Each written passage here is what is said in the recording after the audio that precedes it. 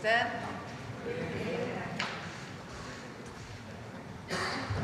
Bueno, hoy vamos a hablar del corredor interoceánico.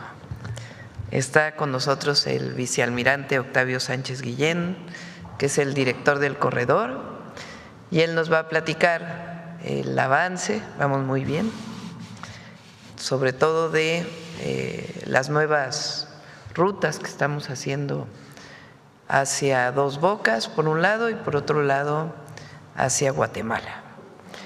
Entonces, el vicealmirante Octavio, y al final de la conferencia, como siempre, Mujeres en la Historia, con Noemí. Adelante, vicealmirante. Muchas gracias. Muy buenos días a todas y todos. Con gusto le presento a continuación los proyectos del corredor interoceánico.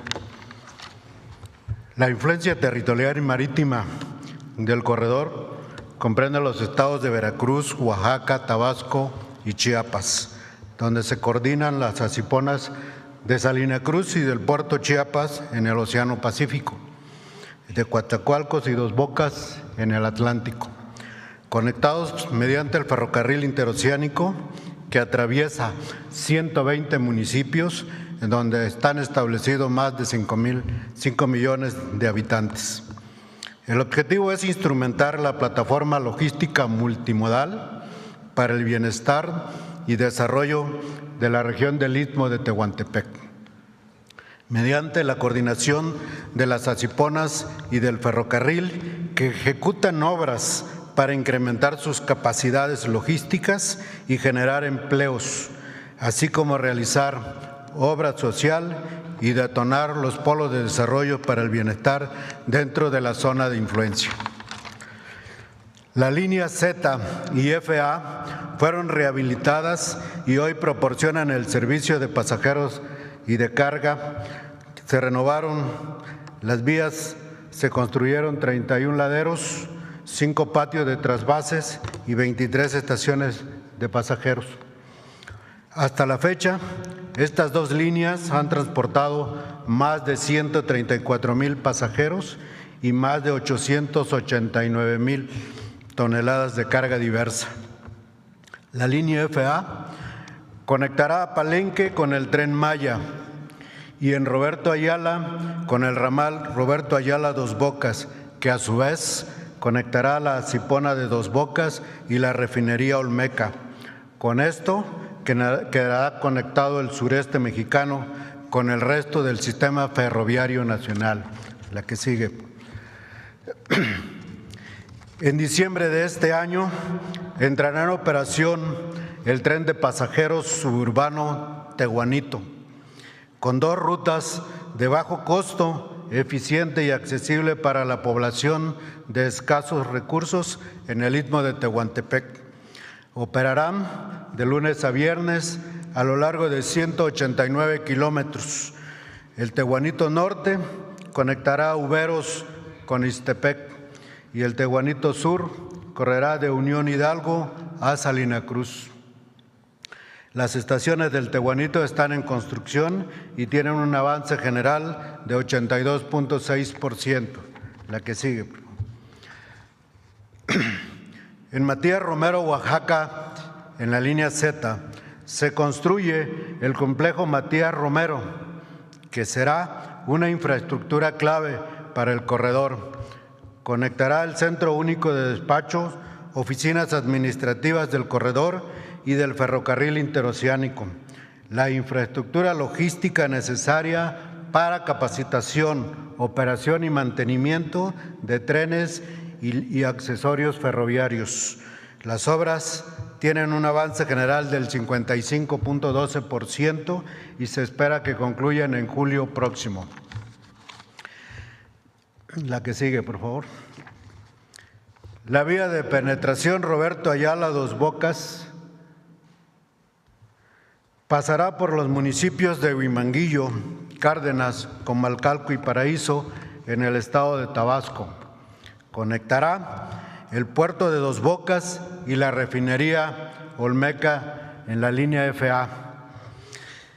En la liberación del derecho de vía de esta obra se adquirirán 1,766 predios. Actualmente se lleva un avance del 44.28%. Las obras incluyen 3 proyectos: el ramal Roberto Ayala Dos Bocas de 90.84 kilómetros.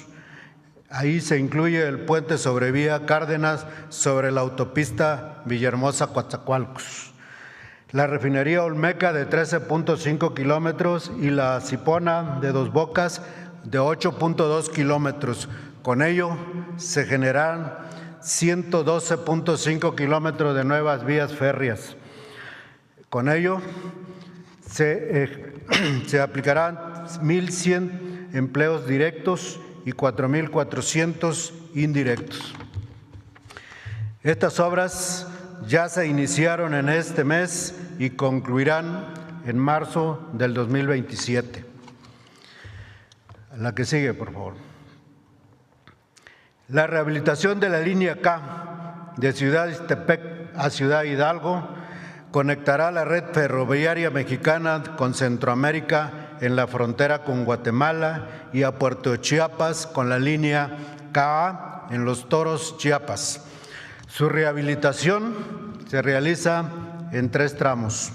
El tramo 1 de Ciudad Ixtepec a Tonalá tiene un avance de 99.44% y desde el 26 de agosto pasado se encuentra en periodo de pruebas de carga para asentar las vías, mismas que se espera concluyan a finales de este mes.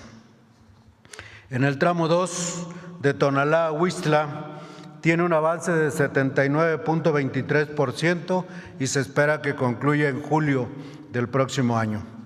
El tramo 3 de Huixtla a Ciudad Hidalgo y la línea KA de Los Toros a Puerto Chiapas tienen un avance de 84.36% y también se espera que concluyan en febrero del próximo año. En total se rehabilitarán 447 kilómetros de vías, se construirán 14 estaciones, 439 puentes, 14 laderos, 626 obras de drenaje, 3 patios de trasvases. Las obras en general tienen un avance de 87.68% y se espera concluyan a mediados del próximo año. La que sigue, por favor. En la línea K contará con 14 estaciones de pasajeros. El tramo 1 tendrá 7 estaciones, el tramo 2, 3 y el tramo 3 tendrá 4 estaciones, con un avance de estas obras del 47.67%. La que sigue, por favor. En el viaducto Huixtla es una obra de ingeniería de 4.27 kilómetros de longitud. Se encuentra en el tramo 2 de la línea K. Su estructura tiene un avance del 99.95% y esta obra ha generado 1,500 empleos directos y se espera que se concluya ya en este mes. La línea K, la que sigue, por favor, contará con 2 parques lineales, uno en Arriaga y otro en Huixtla. El de Arriaga consistirá de 12,064 metros cuadrados de espacios públicos, 12,349 metros cuadrados de áreas verdes y 1,810 metros cuadrados de áreas deportivas, todo con un área total de 30,000 metros cuadrados. El avance de esta obra es de 95%. El parque de Huixtla consistirá en 28,541 metros cuadrados de espacios públicos, 9,045 de áreas verdes y 2,815 metros cuadrados de áreas deportivas. En total, 60,000 metros cuadrados. Esta obra tiene un avance del 33.25%. La que sigue, por favor. Las asiponas coordinadas por el corredor ejecutan obras de ampliación y modernización que fortalecen sus capacidades de movimiento de carga en conexión con el ferrocarril interoceánico y los accesos a las redes carreteras y aeroportuarias. La Cipona de Coatzacoalcos inició la construcción del edificio de la Unidad de Protección Marítima y Portuaria con un avance actual de 19.7% y se concluirá en julio del 2026. Se ampliará la capacidad férrea en el patio interior y exterior del recinto portuario. Esta obra tiene un avance de 44.7% y 20% respectivamente. Concluirán ambas obras en abril del próximo año. Con recursos privados se construye la terminal de usos múltiples, la cual tiene un avance de 97.7% y concluirá ya en este mes. La que sigue, por favor. La Cipona de Salina Cruz realiza dragado de construcción a profundidades de menos 14 metros en inmediaciones de los muelles y a menos 16 metros en el canal de navegación y dársenas de maniobras. El avance de esta obra es de 87.3% y se concluirá en este mes. Construye 2 centros reguladores de tráfico, uno para estacionamientos del parque vehicular que tiene un avance del 82%, que concluirá este mes, y otro para la ampliación de vialidades y rutas fiscales con avance del 43%, que concluirá en noviembre próximo. En el mes de agosto se iniciaron nuevas obras como la ampliación del patio de contenedores, la construcción del edificio de la Cipona, la construcción de edificios principales, la construcción del edificio de operaciones y la construcción de 3 silos y 3 bodegas. La que sigue, por favor. La Cipona Dos Bocas concluyó el muelle de la terminal de granel mineral y con el propósito de generar un espejo de agua que proporcione estabilidad, resguardo y facilite las maniobras de los buques en el puerto, construye el rompeolas en 2 etapas. En la primera etapa se construyeron 500 metros del rompeola oriente. Esta ya concluyó. Inició la segunda etapa, que consiste en la construcción de 2.100 metros de longitud del rompeola oriente y 780 metros del poniente. Su terminación está programada para diciembre del 2029. La que sigue, por favor. La Cipona Puerto Chiapas construye la Unidad de Protección Marítima y Portuaria, cuyo avance es del 95%. El edificio administrativo de la Cipona tiene un avance del 75%. La prolongación de vías y patio de la Cipona también tiene un avance del 99%. Todas estas obras concluirán en este mes de noviembre próximo. Se inició la construcción de la escollera para minimizar el asolve y maximizar la seguridad a la navegación durante el arribo y el zarpe de embarcaciones. Se rehabilitará de la estructura del muelle de cruceros y la terminal de usos múltiples, que concluirá en diciembre de este año. El dragado de mantenimiento a menos 11.5 metros en el canal de navegación de este puerto ya se concluyó el 15 de octubre pasado. La que sigue, por favor. El corredor interoceánico tiene 14 polos de desarrollos para el bienestar sujetos a incentivos fiscales, federales y estatales. De estos, 9 ya están concesionados, 3 están en adjudicación pública internacional y 2 en proceso para declararse PODEBIS. El corredor interoceánico y los concesionarios de los PODEBIS coordinan con autoridades federales y locales para obtener los permisos para iniciar las obras, por lo que pronto se incrementará la generación de empleos y el desarrollo en las áreas de influencias del corredor. La que sigue, por favor. El Corredor Interoceánico y la SEDATU realizan obras comunitarias y brindan apoyos de vivienda. Este año inició el financiamiento y construcción de 60 obras comunitarias que en beneficio de 100,000 habitantes, con un acumulado de 150 obras comunitarias desde el 2023. También se entregaron 400 viviendas escrituradas en 3 fraccionamientos, 2 en Veracruz y 1 en Chiapas, a familias reubicadas para recuperar el derecho de vía del ferrocarril, que hoy suman 4,029 viviendas entregadas.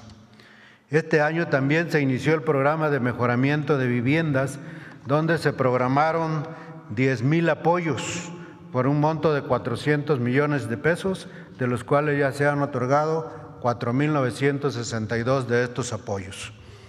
También se coordina con 15 dependencias federales que apoyan programas y recursos a poblaciones dentro del área de influencia del corredor, que en este primer semestre del 2025 ejercieron 14,914 millones de pesos. La que sigue, por favor. Con estas acciones, el corredor interoceánico se consolida como una nueva ruta geoestratégica que fortalece la conectividad multimodal, la relocalización de empresas y rutas comerciales en su zona de influencia, para detonar el desarrollo económico y social de la región en conexión con otras regiones del país y del mundo. Sus resultados son cada vez más visibles en la economía local y regional, principalmente en el mejoramiento de la calidad de vida de las familias del sureste de México. Los retos aún son grandes, pero se tiene disciplina, disposición, capacidad y voluntad del Estado para enfrentarlos. A continuación, veremos un video y con esto termino mi participación. Muchas gracias. Muchas gracias.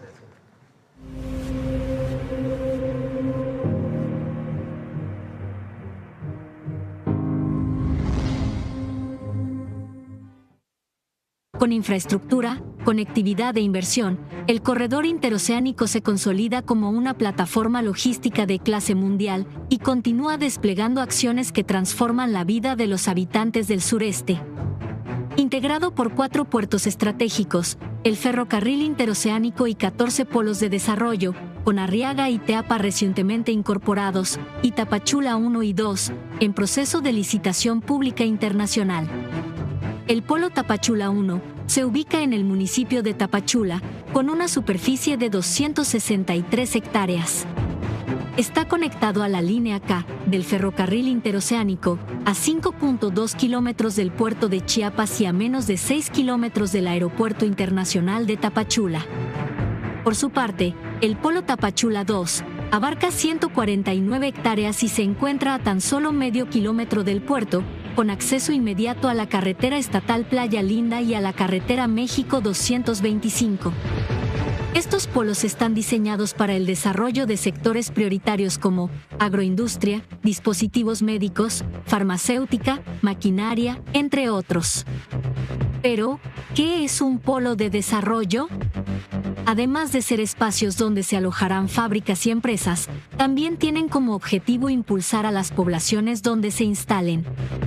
Las empresas contarán con incentivos fiscales, federales y estatales, además de infraestructura de primer nivel. Y se sumarán a los esfuerzos del gobierno federal con el compromiso de participar en obras y acciones sociales en beneficio de las comunidades locales. Esto significa empleos bien pagados, oportunidades reales y mejor calidad de vida para millones de familias.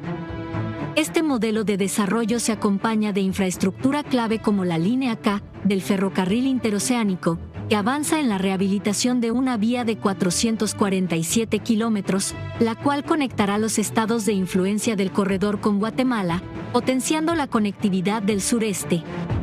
La línea K ofrecerá servicio de pasajeros y de carga.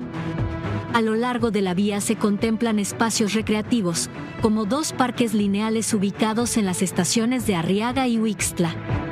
Se prevé que la línea concluya en 2026. Estos avances consolidan al corredor interoceánico como una opción estratégica para el comercio global y reafirman su compromiso de llevar oportunidades al sureste para construir un mejor futuro para todas y todos. Pues esta es la información del interoceánico. A ver, nada más pon la primera.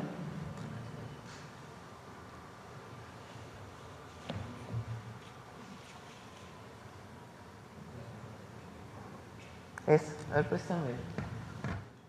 Hay otra que viene en las fechas, la que sigue. Esta está inaugurada y esta está también inaugurada. El otro día el general Vallejo contó cómo ya está prácticamente la conexión entre el interoceánico y el Tren Maya de carga en Palenque. ¿Qué estamos construyendo ahora? Bueno, Secretaría de Marina con diversas empresas, de Roberto Ayala en Tabasco hasta Dos Bocas. Eso va a permitir que una parte de la producción de Dos Bocas pueda salir por ferrocarril hacia el sureste. La otra que se está construyendo, esta se inaugura la primera parte en noviembre ya de este año, o sea, el próximo mes vamos a estar por allá. Después viene la otra parte que va hasta Ciudad Hidalgo, en la frontera con Guatemala, y tiene una línea que va a Puerto Chiapas.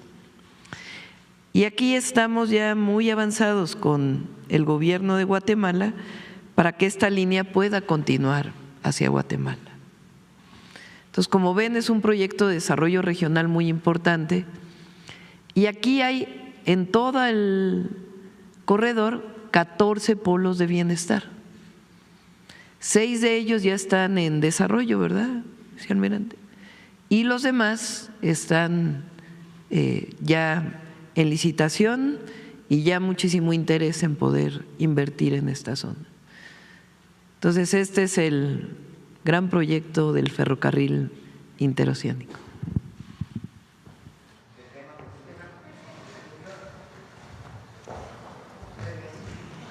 Bueno, vamos. A ver, hace mucho que no preguntas, ya no. ¿Qué tal? Muy buenos días a todos y a todas. Juan Hernández de Rebasta, lo voy a levantar por la cámara. Sobre esta situación de los trenes, llama la atención que se anuncia el Tren Maya con el expresidente Andrés Manuel López Obrador, se anuncia el tren interoceánico y dentro de la explicación que da el exmandatario es precisamente conectar y llevar desarrollo a estos estados del sureste que pues habían sido abandonados por muchos años, muchas décadas, por todos los gobiernos neoliberales. Y sin embargo, a lo largo de estos años, pues siguen las críticas hacia estas obras de conexión, llevan desarrollo, llevan infraestructura, llevan empleos y llama la atención que no les convence este proyecto. Y la pregunta va enfocada dentro del tren transísmico, ¿qué otros programas y otras obras se están trabajando con la población, con los estudiantes, con las universidades, con organizaciones? Porque hay organizaciones civiles que realmente sí están queriendo trabajar para llevar cultura, llevar turismo, llevar el verdadero desarrollo social a estas regiones. Estamos hablando de regiones en donde el INEGI ha dicho que había marginación, que había pobreza, que había pues abandono institucional sistemático por décadas, y hoy están aquí demostrando este trabajo que no estamos hablando de un año, estamos hablando ya de prácticamente, pues sí, todo un sexenio y lo que le sigue de usted, presidente. Esa sería mi primera pregunta. Bueno, como saben, el desarrollo de las distintas obras en el sur-sureste del país generaron un crecimiento económico, empleo y lo que llamamos desarrollo integral, que tiene que ver con la mejora de la calidad de vida de las comunidades. Porque estos proyectos durante su construcción y después están pensados para que haya inversión también en las distintas ciudades, comunidades, pueblos que hay alrededor de los trenes, tanto el Tren Maya como el interoceánico. Y son proyectos que están dando mucho desarrollo a la zona. Ya vamos a presentar de nuevo aquí cuántos pasajeros tiene el Tren Maya y cómo está operando para la promoción del turismo y también de la movilidad en toda la región sur-sureste. Son proyectos de desarrollo estratégicos para el país. Los inició el presidente López Obrador y nosotros les estamos dando continuidad. Son proyectos con perspectiva social, proyectos con perspectiva de desarrollo económico para el sur-sureste, olvidado durante tantos años, y proyectos que incorporan a las comunidades. Por ejemplo, los polos de bienestar, hoy uno de ellos, pues está en una consulta indígena para varias comunidades, porque involucra a varias comunidades. Entonces, toma en cuenta la opinión de las personas que viven, sobre todo de los pueblos originarios. Es algo extraordinario, hay que ir a ver a ver si pones el videíto de el puente. Además de que la gente está feliz, la verdad es una obra de ingeniería muy impresionante.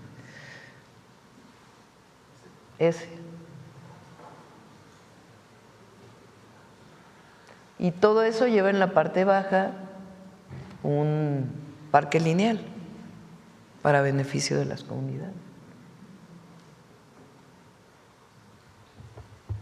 De estas obras de conexión del tren, y retomando un poquito las cifras de población que ha salido de la pobreza, ¿cuántas han sido de estos estados que estábamos hablando marginados? Estábamos hablando de Chiapas, estábamos hablando de Tabasco, estamos hablando de Campeche, Oaxaca. ¿Cuántas personas? Y el sur de Yucatán también, y Quintana Roo también, el sur de Quintana Roo, que estaba, digamos, ahí el gran desarrollo de Cancún, con los problemas además que tiene el municipio de Benito Juárez, porque el desarrollo ahí se dio con los grandes hoteles, pero no necesariamente para las y los trabajadores. Ahora con el incremento salarial y el programa de vivienda que vamos a hacer ahí en Los Cabos, mejora la calidad de vida de las y los trabajadores del turismo. No solamente Quintana Roo, sino la migración que ha habido de muchos lugares de la República a esta zona. Pero el tren lleva desarrollo al sur de Quintana Roo, al sur de Yucatán, porque Yucatán también tiene Mérida, pero el sur de Mérida y el sur del estado pues tienen todavía muchos problemas de desigualdad. Campeche, obviamente, Tabasco, Chiapas y Oaxaca. Entonces es un proyecto. Cuando se privatizaron, lo decía mucho el presidente López Obrador, cuando se privatizaron los ferrocarriles se les olvidó el sureste porque a nadie le importaba. Afortunadamente, gracias a eso, pues se está desarrollando el interoceánico en las vías que nunca fueron privatizadas porque no les interesó. Pero sí tienen ustedes una medición de cuántas personas de estos estados salieron de la pobreza y en sí, cuánto a ver se si frenó tienes el número de la migración. Por pobreza de la última encuesta ingreso-gasto de los hogares por estado, el cambio. Ese sería por ese lado. Muchas y por el otro lado, pasando otros temas un poquito políticos, sí, ya le informaron cuál es la situación de Simón Levy, cómo se dio taller, toda esta serie hubo pues información cruzada que sí lo habían detenido, no lo habían detenido. Luego después este personaje pues dio una entrevista a varios medios de derecha diciendo que pues que no estaba detenido, que estaba en Washington y que después había sufrido un atentado, y bueno, toda una pues una novela policíaca, ¿no? Pero realmente, ¿qué fue lo que pasó con Simón Levy? A ver si pones el documento que me acabas de enseñar. No se les vaya a olvidar, porque luego se nos olvida lo otro, lo de la disminución de la pobreza en los estados del sur-sureste, pero por lo pronto pone el documento. Este es un documento de Lisboa, está en portugués, que muestra la detención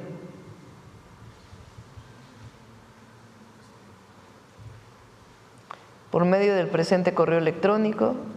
Es obviamente la traducción del documento. Se informa que el ciudadano Simón N. fue detenido el día 28 de octubre del 2025 al ingresar en territorio nacional en virtud de una orden internacional de detención, habiendo sido presentado ante el Tribunal de Apelación de Lisboa en el día de hoy.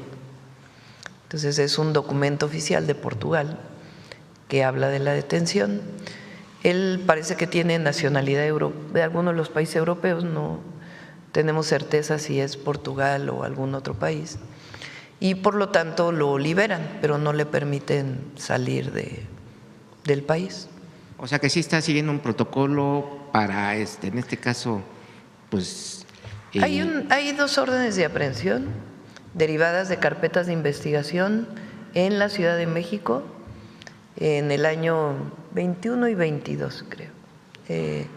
Una de ellas fue puesta por un particular, por una agresión de un particular, y la otra tiene que ver con la construcción de pisos de más de una violación ambiental que hubo por una irregularidad. Son dos órdenes de aprehensión que vienen desde hace mucho tiempo. ¿Qué pasa con esas órdenes de aprehensión?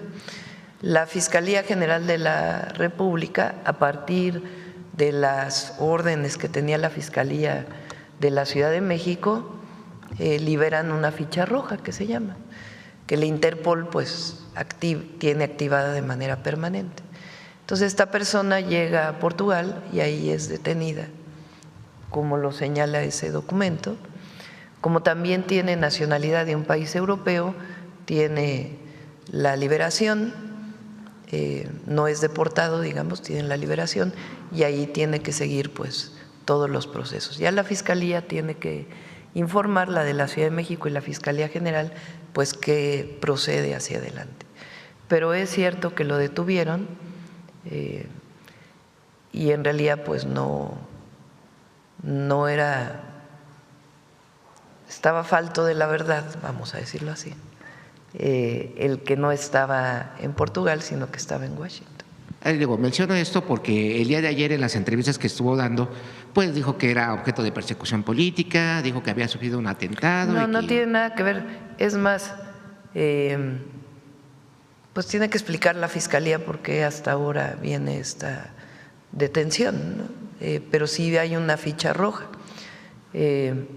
Personalmente yo no tenía conocimiento de que él tenía órdenes de aprehensión derivados, o que había órdenes de aprehensión vigentes derivados de aquellos acontecimientos del 21 y 22, de 2021 y 2022.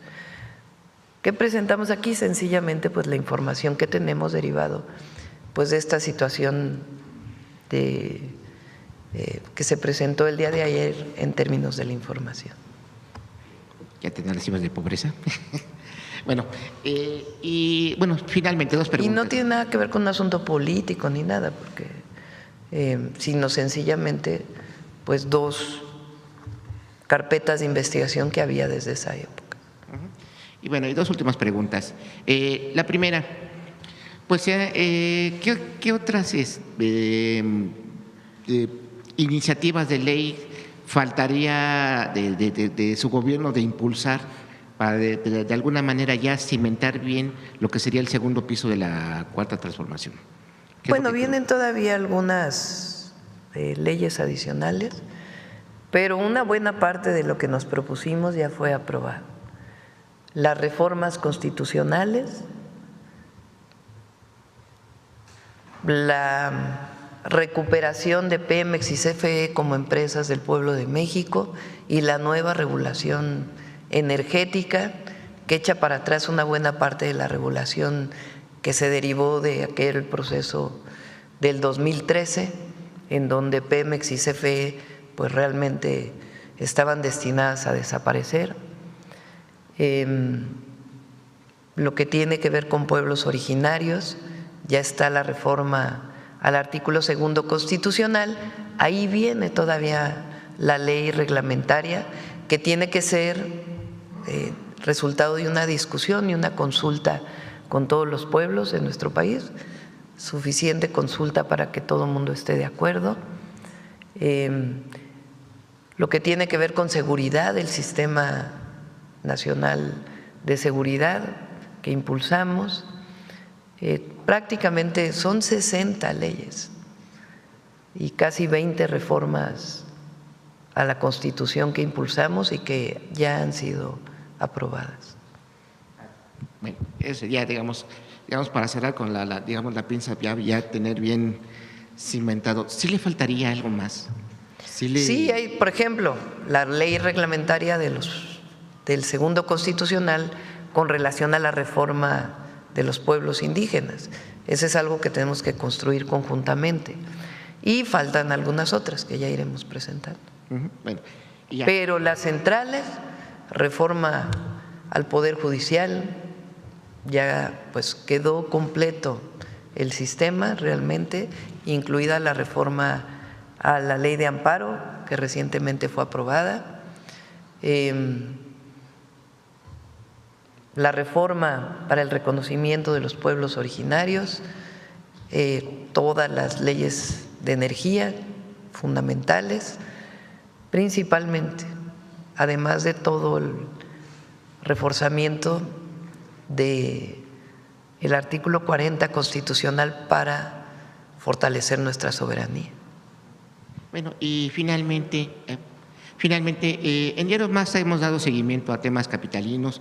Uno de ellos ha sido de la alcaldía Gustavo Amadero, en donde un exalcalde pues dio contratos a empresas familiares.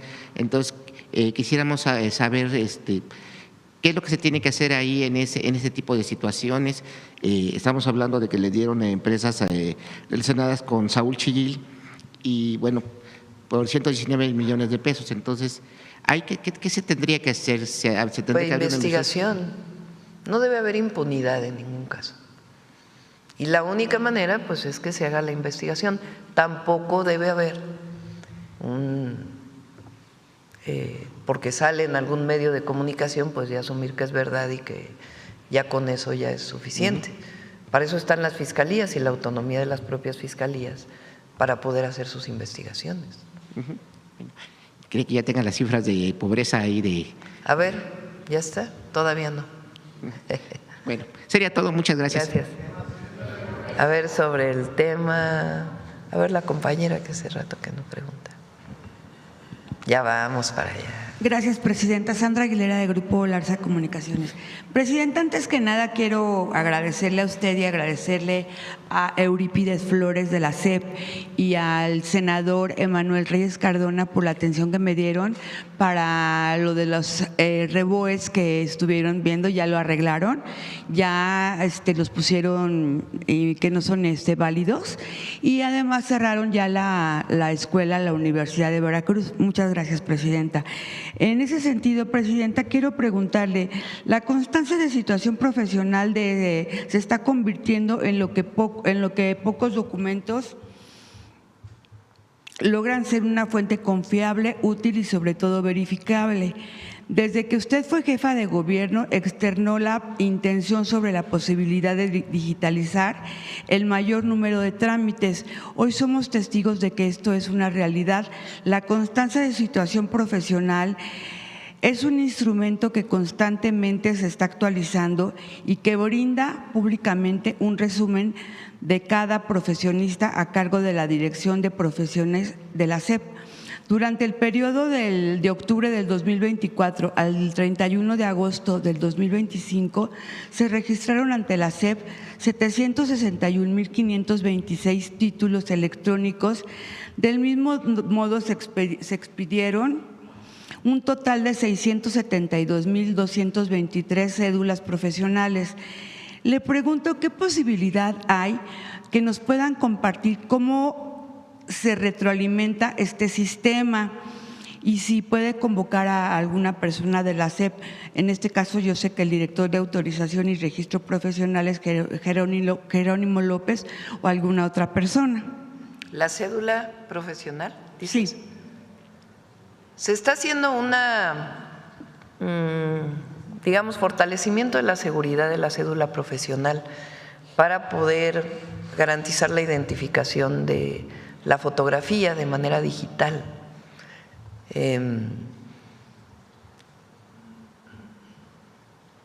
Hubo algunos casos recientes de cédulas profesionales falsas que se encontraron en el SAT. Utilizaban el nombre de una persona conocida. De inmediato lo identificó el SAT y retiró el registro del RFC de una persona que quería registrarse con un nombre conocido y tenía otra fotografía. Entonces, a partir de ahí se decidió que hay que fortalecer la identificación de la fotografía de manera digital porque es una identificación oficial. Entonces, si es una identificación oficial como la del INE, por ejemplo, pues se puede verificar con el INE a petición, por ejemplo, el SAT puede preguntarle al INE, ¿esta fotografía corresponde a esta persona, sí o no? Y el INE contesta a partir de convenios que se establecen. Entonces, en la cédula, lo único que se está haciendo en este momento es garantizar la identidad de la fotografía para poder fortalecerla más y poder obtener también de manera digital. Sí, gracias, presidenta. Por otro lado, Fernanda Chávez realizaba su internado médico en la UNAM en el Hospital General de Salamanca el 12 de julio del 2024. Sufrió una infección renal y es trasladada al IMSS de Salamanca a través de su seguro facultativo. Sufre una cadena de negligencias médicas que la llevan a estado de coma y desahucio en el IMSS de León. Gracias a usted, si lo recuerda, fue trasladada a la Ciudad de México al Hospital Siglo XXI en octubre del 2024. Ahí despierta del coma el 25 de octubre del 2024. La evolución tras un año en dicho hospital le permitió su alta médica el 25 de diciembre del 2025. Está en casa, aún con traqueostomía, con requerimiento de oxígeno, cuadriplegia y alteraciones neurológicas que va superando paulatinamente. A pesar de que Fer es atendida con seguro facultativo, la Facultad de Medicina hoy se niega a continuar con su responsabilidad del aseguramiento de Fernanda, argumentando que no se presentó a inscribir a tiempo. Estamos hablando de que pues, ella está enferma, no puede presentarse en la UNAM a inscribirse. Consideramos que está siendo atropellados los derechos a la salud de Fernanda. Los padres están solicitando que la UNAM se responsabilice de su seguro médico hasta que se encuentre totalmente recuperado. Le solicitan que, si es posible, le dé una recomendación para que siga siendo atendida en el IMSS, ya que ella pues no cuenta con la salud para irse a inscribir o para llevar a cabo esto, y estaba haciendo pues su servicio en Salamanca. Es seguro nos está oyendo Zoé para que tome nota y por supuesto. Muchas gracias, presidente. Sí. Vamos a ver allá atrás. A ver la compañera que no pregunta. Buenos días, presidenta. Liz Vilchis para SDP Noticias. Liz, no te reconocí. Sí, señor. Bienvenida. Bueno, muchas gracias. Ahora de este lado de la… Ahora estoy de este lado, haciendo periodismo. Usted, presidenta, ha publicado recientemente 2 piezas de comunicación. Una es el documental Los primeros 365 días, La transformación avanza. Y la otra es su libro Diario de una transición histórica. En ambos usted expresa pensamientos profundos de lo que usted define la historia actual de México. En ambas se destaca una frase que quiero decirla aquí, dice: no hay nada más poderoso que la convicción política, es similar al amor. ¿Nos podría compartir, por favor, cómo se traduce esa frase en su quehacer como presidenta de México, como la primer presidenta de México, hacia el pueblo de México? Digo ahí en el documental, en efecto, y lo defiendo porque es pues la historia de muchos de nosotros, de nuestra vida. ¿Cómo es que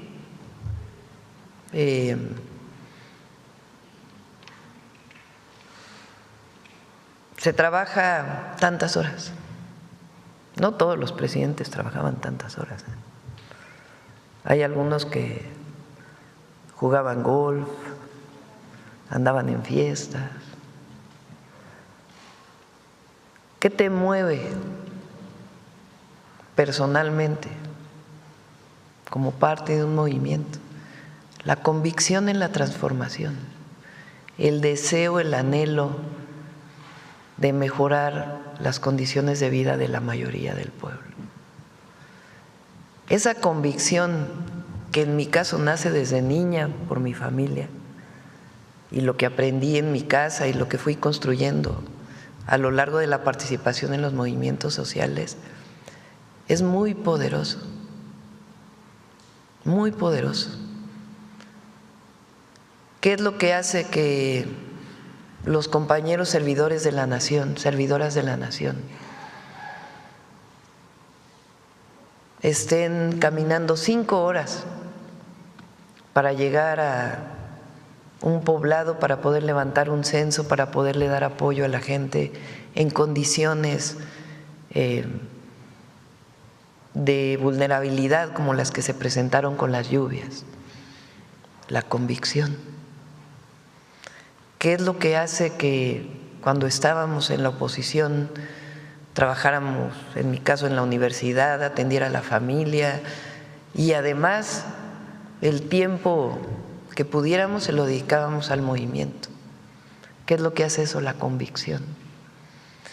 Pero es la convicción no de una persona, es la convicción de millones y millones de personas que lograron la transformación de México. Eso es lo que no entiende la derecha ni el conservadurismo. Y sí, es una forma de amor, amor al pueblo y amor a la patria. Eso es lo que nos mueve. Y de alguna manera lo traté de expresar pues en ambos documentos. Presidenta, me gustaría preguntarle también sobre la campaña que está mencionando de la derecha para intentar meter la narrativa pública de una división entre el expresidente López Obrador y usted. Y en el fondo, esta campaña busca dividir al movimiento de transformación. En su libro usted dice: es un honor servir a mi pueblo y a mi patria. Nuestros adversarios políticos y la oligarquía quisieran que me deslindara de AMLO, que no lo llamara presidente, pero ese deslinde no ocurrirá y tengo razones para ello. Porque respeto a quien ha entregado su vida a la transformación de nuestro país, porque lo admiro con convicción, porque el pueblo al que me debo quiere legítima y genuinamente a AMLO. Y finalmente, porque reconocer al otro engrandece al ser humano. ¿A qué piensa usted que se debe esa campaña? ¿Cree que los adversarios políticos de la Cuarta Transformación le haya quedado suficientemente claro ahora que en su pieza literaria lo haya dicho con todas sus letras? ¿O qué piensa que va a pasar ahora con esta campaña? Miren, hay varios conductores, comentócratas, que en realidad son voceros de la derecha, voceros en contra nuestra, aprovechando tu historia de este lado de la conferencia, pues está lleno de mentiras. Por ejemplo, hoy, ¿qué le heredó el presidente López Obrador a la presidenta Sheinbaum? Problemas con el Aeropuerto Internacional Felipe Ángeles. Eso viene de antes, no es de ahora. La decisión o el documento del secretario del Departamento de Transporte de los Estados Unidos tiene que ver con una mala decisión de López Obrador y es una carga para la presidenta. ¿Qué es lo que buscan con eso? Que yo los lea y diga, ay, sí es cierto. Yo creo que me tengo que deslindar porque si no, imagínense, voy a cargar con aquello. Fíjense, a ver si tienes la foto o nuevas fotos que en la mañana te pedí, del aeropuerto, donde iba a ser el aeropuerto de Texcoco.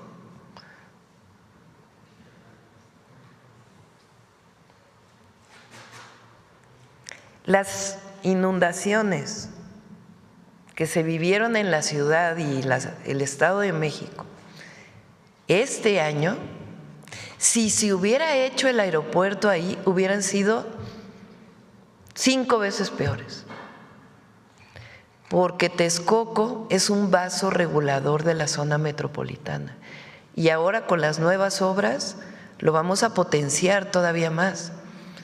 Es de los pocos lugares en donde puede descargarse el agua de lluvia, porque recuerden que esto era un lago y el agua busca su camino. El único lugar donde puede desfogarse la cantidad de agua que cae en las épocas de mayor precipitación en la zona metropolitana es Texcoco, el antiguo lago de Texcoco. El Aeropuerto Internacional Felipe Ángeles costó mucho menos que lo que hubiera costado el aeropuerto, pero además el costo de las inundaciones en la zona metropolitana, pues no sé, ¿con qué lo medimos? La decisión del presidente López Obrador de enviar la carga al AIFA fue una decisión sustentada en la protección civil, además, de los usuarios del Aeropuerto Internacional Benito Juárez. Fueron decisiones técnicas, no decisiones políticas. Claro, la política también está vinculada a la técnica, porque al final el conocimiento científico técnico pues se deriva en tomas de decisiones que tienen que ver con políticas públicas. Entonces, esta idea de que nos vamos a deslindar porque siguen escribiendo de que hay pobre presidenta que le dejaron tantos problemas, pues es absurda. Fueron decisiones tomadas con conocimiento científico, técnico, para beneficio del pueblo de México y del desarrollo del país. Entonces, este es uno de los ejemplos del día de hoy. Loret de Mola lo escribió no sé qué cuántos. Pobre presidenta, le dejaron tantos problemas. No, imagínense el problemón que hubiera sido la construcción del aeropuerto en Texcoco. Pero eso no lo van a decir nunca. ¿Qué hay de fondo? Pues lo que buscan es la división del movimiento de transformación, porque es la única manera que ellos crezcan, es la única manera de recuperar sus privilegios, sus corruptelas. La única manera es que nos dividamos y particularmente que hubiera una división entre el presidente López Obrador y su servidora, y no la va a haber por convicción y por responsabilidad. Pero además, a ver si nosotros hacemos encuestas cada mes con un equipo. ¿Saben cuánto trae el presidente López Obrador? Hoy, a la pregunta, ¿Cómo consideras que gobernó Andrés Manuel López Obrador? ¿Bien o mal?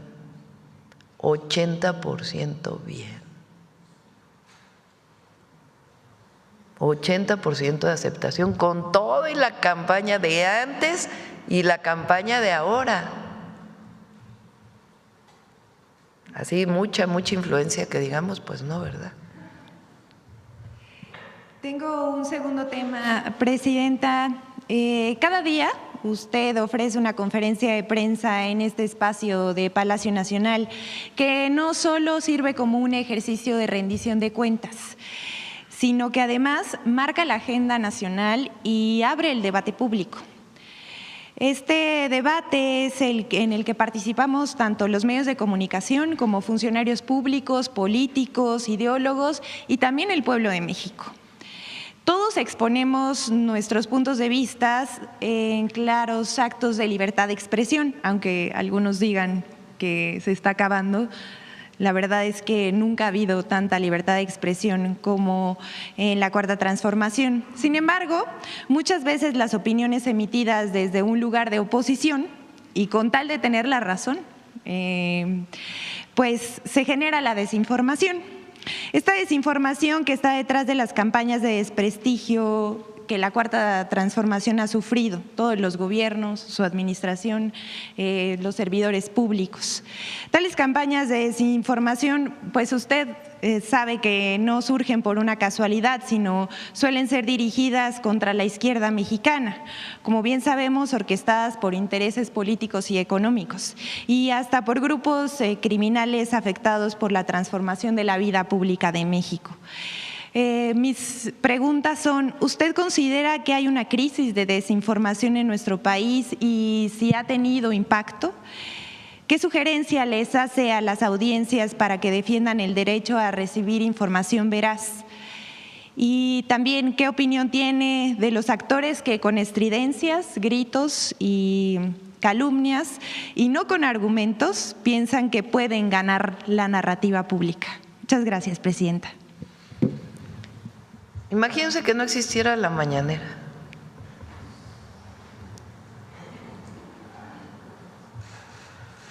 Que no diéramos aquí la información, por ejemplo, de la actuación del gobierno durante las lluvias recientes. Imagínense que no diéramos aquí la información del interoceánico, ni quien se enterara. Imagínense lo que sería, pues, la fuerza que tenían antes los famosos comentaristas, comentócratas y muchos medios. Solo imagínense que no tuviéramos este espacio de información y de debate. No, pues no habría posibilidades. ¿Cómo se hacía antes? Escribían una nota, por ejemplo, hoy me escribe en la mañana Alejandro Schwartz, ¿no?, de una nota que sale creo que en El Sol de México, de que están peor los estados que tienen IMSS Bienestar que los que no tienen. Y me escribe enojado, ¿no? No son ciertos los datos que vienen ahí, voy a mandar una carta para decir que no. Bueno, ¿quién se va a enterar de cuando mande la carta? No, pues mejor que venga aquí, que explique por qué el IMSS Bienestar es mejor que no tener IMSS Bienestar y que dé toda la información y así nos enteramos todos. O cuando hay algunos medios que escriben notas y los compañeros pues siguen enviando, los secretarios, ¿no? Es una falsedad y sale en primera plana la nota y luego la respuesta sale en la página número 20, por allá en algo chiquito, cosa que está mal, porque el derecho de réplica significa el mismo espacio y el mismo tamaño. Pero así sería. O la fuerza que tuvieran los Aguilares Camín, los Krause, si no hubiera un debate público, porque lo que hay aquí es debate público y hay información.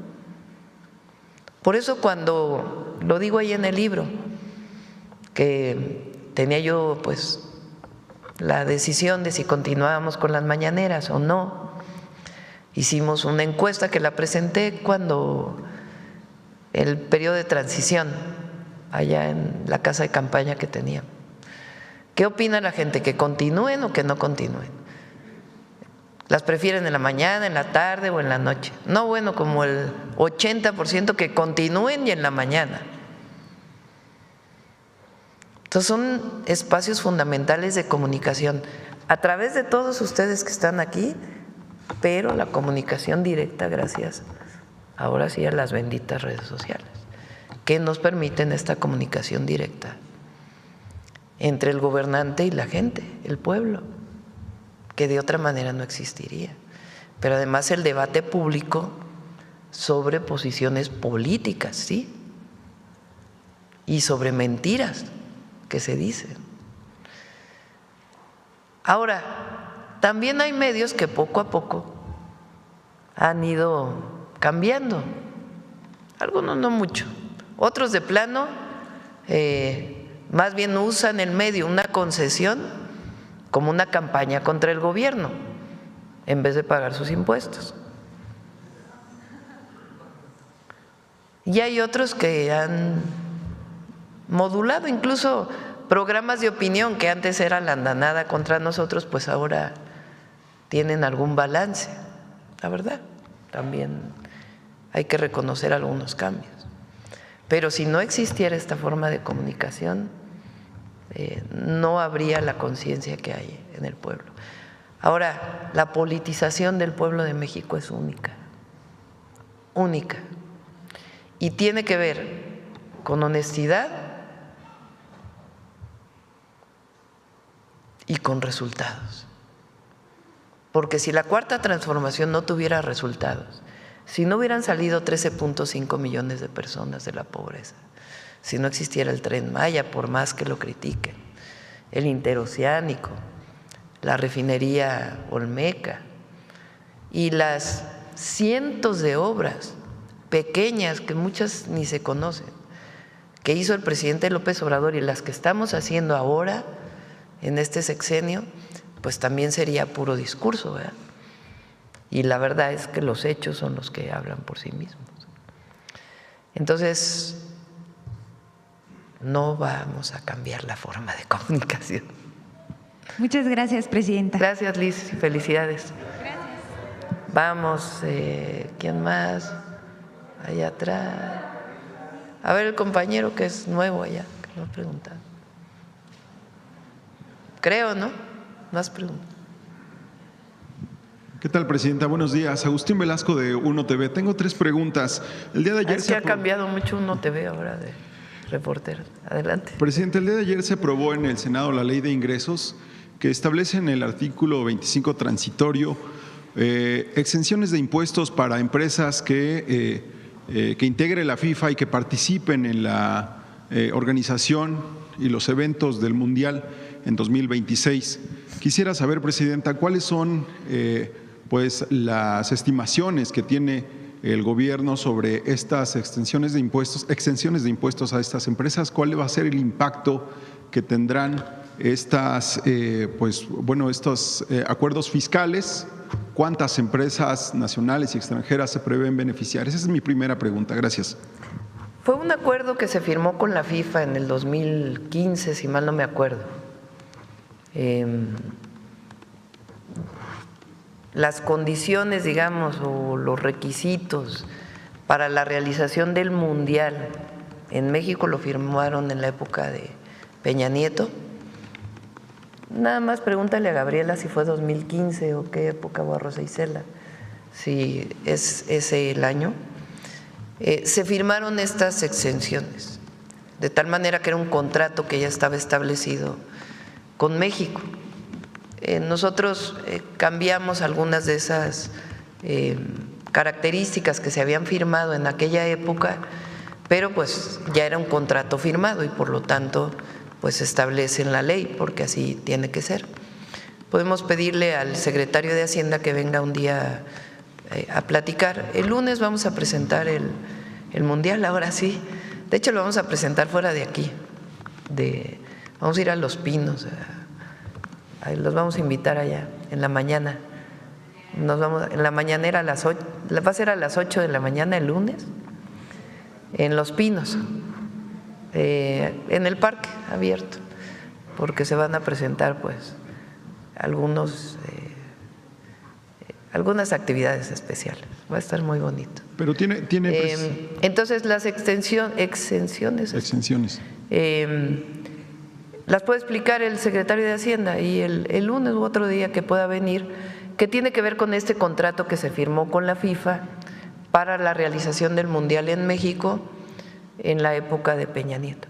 Okay. Presidente, ayer hubo un nuevo ataque por parte de Fuerzas Armadas del gobierno de Estados Unidos a una embarcación en el Pacífico.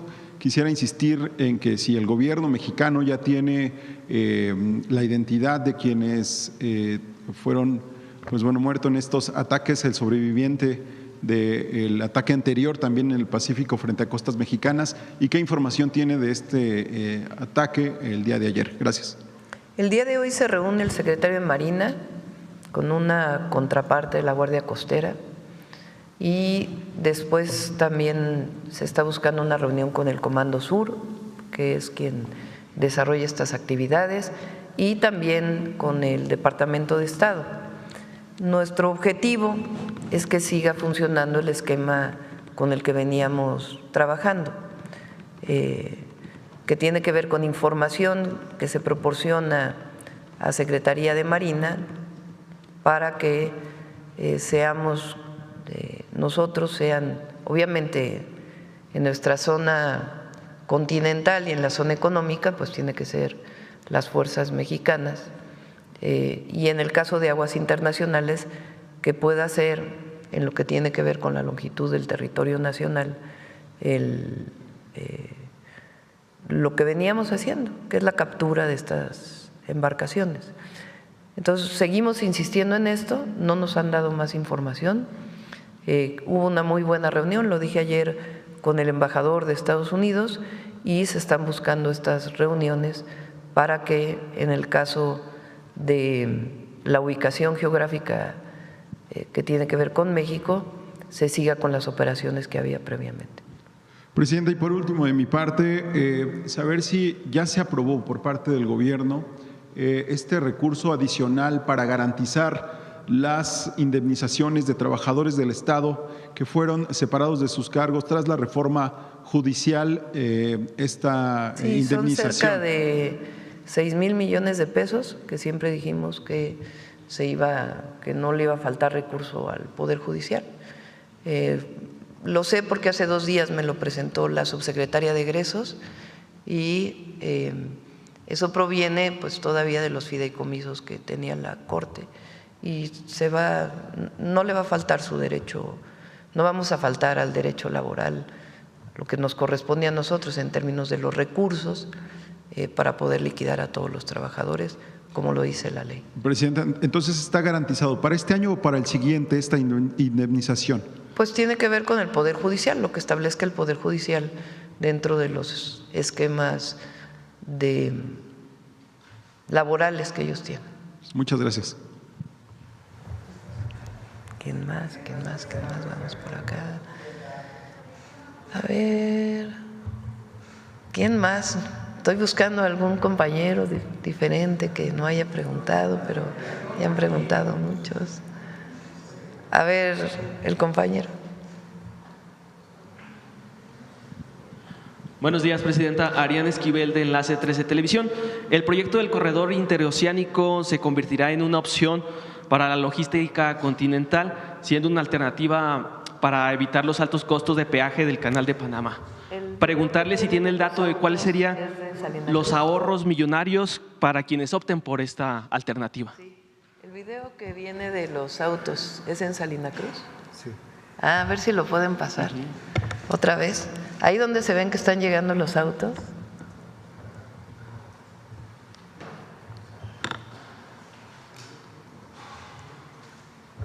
Para que vean cómo está funcionando el puerto de Salina Cruz.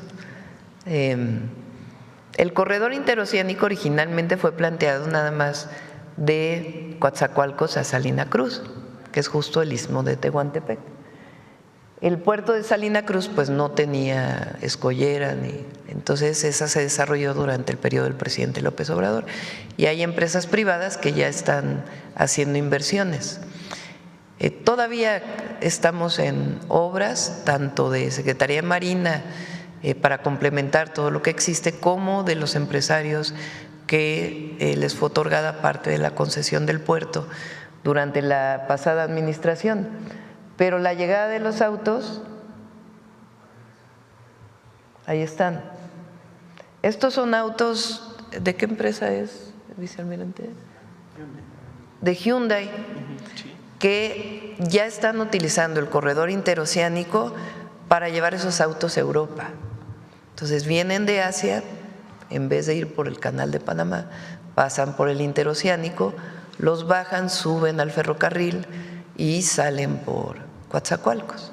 ¿Tienen el dato de... Así como ese, ya también hay otros, hay combustibles y muchos otros productos que ya se están transportando de costa a costa o de océano a océano. Usted mencionaba que pronto podrían llegar más alternativas de inversiones como esta. Sí, se están en negociaciones para que puedan llegar pues mucho más mercancía y también que pueda ser una alternativa de cabotaje para Manzanillo o para Lázaro Cárdenas, para llevarlo al sur de nuestro país.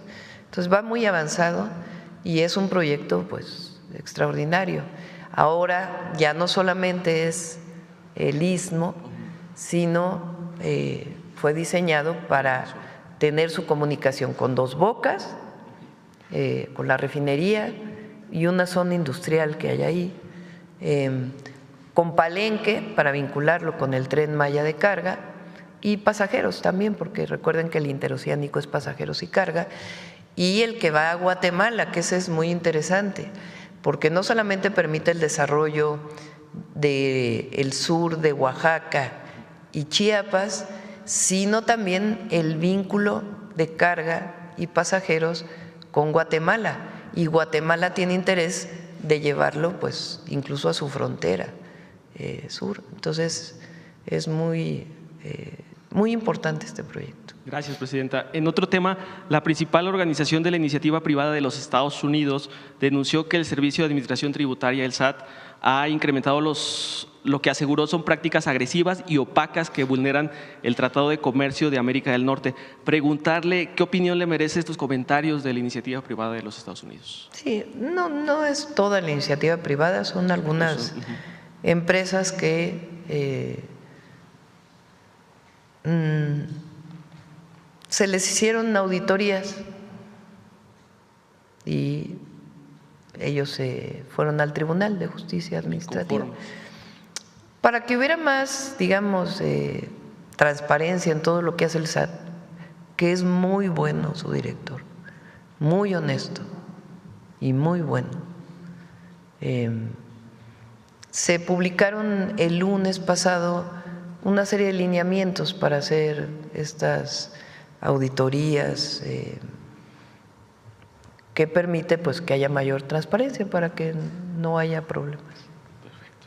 Presidenta, también ayer se comenzó a impulsar la ley Trasciende, la cual promueve la eutanasia y la muerte digna en nuestro país. Preguntarle qué opina sobre esta iniciativa que ha logrado recaudar más de 128,000 firmas. Bueno, tiene su debate. Prefiero no abrirlo en este momento, otro día podemos hablar de eso. Presidenta, en un tema más, en la región carbonífera de Coahuila se logró un hecho sin precedentes, ya lo mencionaba hace un par de días aquí, y es que la Comisión Federal de Electricidad asegura que se acabó el acaparamiento de los pedidos de carbón al entregarle a más de 247 carboneros esta licitación, convirtiéndose en la diversificada más grande de la historia. Preguntarle cómo esto además asegura el suministro para las termoeléctricas, en específico la de Nava, y cómo genera un impacto significativo en la región carbonífera en la generación de empleos. Lo comenté hace unos días. Primero pues tienen que tener todos los permisos, cualquier mina de carbón de la región carbonífera de Coahuila para poder comprar la CFE. Porque había esta pregunta de si todos tenían los permisos y todos, sobre todo laborales y de seguridad, que es fundamental, y ambientales también, evidentemente. Entonces, eso es lo primero. Ahora, se hacían por costumbre las licitaciones y ganaba 1 o 2 empresas. Hay una sola planta en México que usa carbón todavía, de la Comisión Federal de Electricidad. La compra de ese carbón pues se hace en la región carbonífera de Coahuila. Y antes, por inercia, pues se venía comprando a 1 o 2 productores. Eso hacía pues que esa compra se concentrara en unas cuantas manos. Entonces ahora los propios productores de carbón pidieron que se ampliara y que pudieran ser muchos más los que participaran para que hubiera un mayor beneficio. Y eso fue lo que se hizo ahora con CFE. Los ambientalistas nos van a decir por qué sigue funcionando la planta de carbón. Es parte del plan de CFE que hacia el futuro pues ya no se utilice carbón, que es el combustible que genera más emisiones de gases de efecto invernadero. Pero por lo pronto, mientras sigue operando, pues es importante que genere mayores beneficios sociales. Perfecto, Presidenta. En una última pregunta, las presas a nivel nacional han alcanzado un buen nivel, tienen hasta el momento el 72% de su capacidad. Con esta buena noticia me gustaría preguntarle si buscará entregar agua a Estados Unidos para saldar la deuda que tenemos con la vecina nación, esto a pesar de que hace días venció el plazo que teníamos dentro del Tratado de Agua pactado. México no lo logramos cumplir, quedando a deber el 52% del agua pactada. Hay un acuerdo, hace poco se logró un acuerdo y el acuerdo está en función siempre de la disponibilidad de agua. Como hubo un periodo de sequía muy largo, casi 5 años, formalmente, digamos, aunque siempre está sujeto a la disponibilidad de agua, había una deuda que tenía México frente al acuerdo de 1944. Pero hay comunicación permanente con las autoridades de Estados Unidos y el SILA, así se llama,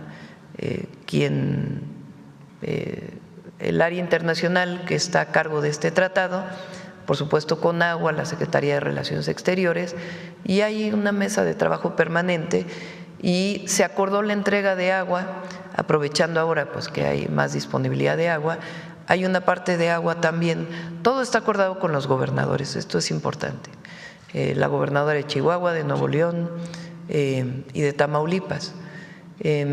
Entonces, va a haber una entrega de agua aprovechando que ahora hay mayor disponibilidad. Antes de que termine aunque de todas maneras, sí, acordada de cuánto se entrega y que no ponga en riesgo, primero, pues el consumo humano, que es lo principal, y que tampoco ponga en riesgo la agricultura. Ahora llovió tanto este año, pues que ya no se va a requerir en estos meses de aquí a diciembre, pues el riego como se hubiera necesitado en otras épocas, ¿no? Muchas gracias, Presidente. Aunque en Coahuila llovió menos, es el estado que menos llovió de todo el país. Sí. ¿Perdón? Un reclamo por el agua que vamos a... No, y hay una mesa de trabajo. Antier recibí una nota de Secretaría de Relaciones Exteriores, están trabajando con Conagua, con todos los gobernadores, y hay un acuerdo sobre, a ver, ¿quién más? A ver, la compañera. Gracias, Presidenta. Buenos días, Hatsiri Magallanes, de MBC Noticias. Quería preguntarle respecto a los acuerdos que dieron a conocer el día de hoy con productores de granos. Hay otro grupo que está en desacuerdo también, que son del estado de Sinaloa, de Guerrero. ¿Están inconformes porque no los incluyeron en estos acuerdos? ¿Los van a incluir o lo van a hacer solamente con los estados anunciados el día de ayer? Hay mesas de trabajo con SADER.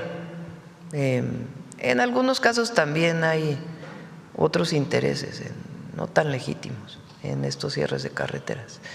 Pero ahí donde hay interés legítimo de los productores de maíz, hay mesas de trabajo.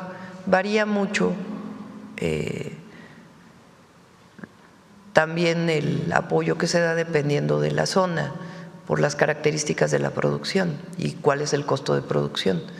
Pero hay mesas de trabajo con SADER. Gracias. Hay quienes aseguran, después de estas movilizaciones, de las movilizaciones de los piperos, del asesinato del líder limonero, que hay un desgobierno. Presidenta, ¿está garantizada la gobernabilidad del país?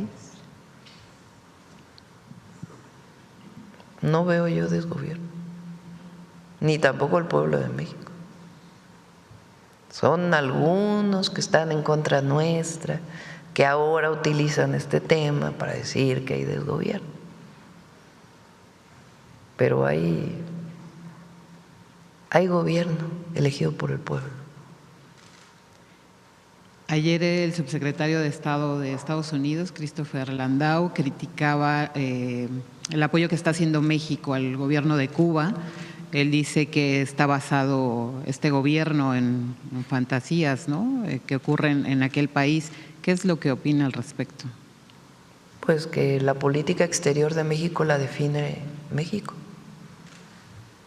El apoyo a Cuba ha venido histórico y la política exterior se define con base en nuestros principios. Votaron ayer, ¿no?, el bloqueo a Cuba por amplísima mayoría. Todos los países pidieron que ya no continuara el bloqueo a Cuba, amplísima mayoría. Somos un país soberano, libre, independiente, y la política exterior la definimos los mexicanos. Ahora, tenemos muy buenas relaciones con el gobierno de Estados Unidos. Hay evidentemente temas en los que no estamos de acuerdo y además decisiones unilaterales que nos afectan, pero siempre hemos buscado, siempre, el diálogo para poder resolverlos. Y hasta ahora hemos podido resolver la mayor parte con diálogo. De hecho, pienso yo que muy pronto vamos a llegar a algunos acuerdos comerciales adicionales. Gracias, Presidenta. Respecto al sobreviviente del ataque al ataque de Estados Unidos a la lancha dentro de las aguas internacionales, ¿ya tiene información al respecto? Se decía que era incluso un mexicano perteneciente al crimen. No se sabe, no se tiene conocimiento. La Marina, nos explicaba hoy el almirante, tiene que permanecer por 96 horas, así lo dice las reglas internacionales, buscando a un náufrago. Y así lo está haciendo, de acuerdo con el derecho internacional. Gracias, Presidenta. Por último, se dio a conocer información también que la titular de la Secretaría Anticorrupción, Raquel Buenrostro, vendió un departamento de 9 millones de pesos que, por cierto, no había declarado en su declaración. Sí, ayer aclaró ella. Esos son los temas que son importantes de ustedes, porque se viene a preguntar aquí y está bien, no digo que esté mal que se pregunte, pero ya se respondió. Entonces vamos a poner la respuesta de Raquel, creo que salió en su… Desde ayer Raquel me explicó todo el tema. Es una mujer de primerísima. Hay algunos, desde que estuvo en el SAT, que no la quieren, pues porque los obligó por primera vez a pagar impuestos. Y andan promoviendo pues estas cosas en contra de ella. Pero tiene una enorme reputación, Raquel, propios y extraños le reconocen. Cómo desglosó cómo era el Fonden, en 20 minutos acabó con el debate del Fonden, explicando cómo funcionaba, con una claridad enorme. Es una extraordinaria servidora pública. Ayer lo publicó. Me debes 2, Belmont. El de la pobreza. y la respuesta de Raquel. A ver, Raquel. Entonces ya me debes uno nada más. El de la pobreza.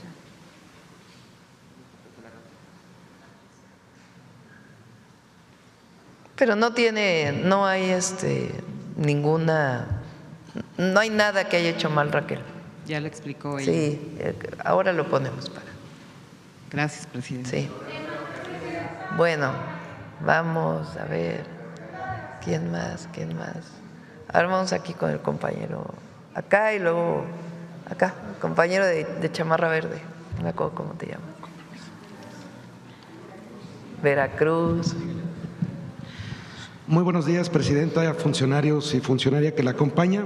Presidenta, Veracruz ha sido declarado zona de desastre más de 130 veces en los últimos 25 años, lo que lo convierte en el estado más vulnerable del país ante fenómenos hidrometeorológicos. Presidenta, ¿qué tipo de obras estructurales y programas de mitigación está impulsando su administración para evitar que los desbordamientos de ríos como el Papaloapan o Coatzacoalcos sigan afectando año con año a las mismas comunidades? Tiene que ver con obras aguas arriba, porque muchas veces Veracruz viene alguna lluvia excesiva en Puebla, en Hidalgo, y tarda días en llegar a Veracruz. Entonces tiene que ver con obras aguas arriba y también obras aguas abajo. Como lo expliqué, particularmente para el tema de estas lluvias que vivieron con mucha intensidad 5 estados de la República, viene una etapa de reconstrucción después de la atención a la emergencia y del apoyo a la gente, viene una etapa de reconstrucción. En esta etapa de reconstrucción estamos ya haciendo los estudios, no solamente para reconstruir carreteras, obras de agua potable que quedaron afectadas o de drenaje, sino vamos a hacer desasolve de ríos, que es muy importante, porque estas lluvias no solamente traen agua, sino muchísimo asolve. Entonces va a haber un programa de desasolve de ríos muy importante, particular para el norte, aunque también se tiene que hacer en el sur del estado. Y la población, con justa razón, nos está pidiendo que haya bordos o diques o en algunas de las zonas más cercanas a la ribera de los ríos, y también reubicación de viviendas que vamos a hacer. Se está identificando las zonas de mayor vulnerabilidad, hablar con la población para poderlo reubicar, porque si se mantienen justo en la ribera del río, pues tienen el riesgo de volver a vivir una situación como la que se vivió. Entonces van a hacer las tres cosas y además pues trabajando ahí con la gobernadora. Ok, presidenta, no me presenté, Ramón Flores del Centinela Informa. Sobre este mismo tema, ¿se tiene contemplado crear un plan hídrico integral para la cuenca del Papaloapan, como ya existen otras regiones del país, que incluya, repito, drenaje pluvial, dragado y control de presas? Sí, Papaloapan y Pánuco también. Se necesita en el norte, en el sur.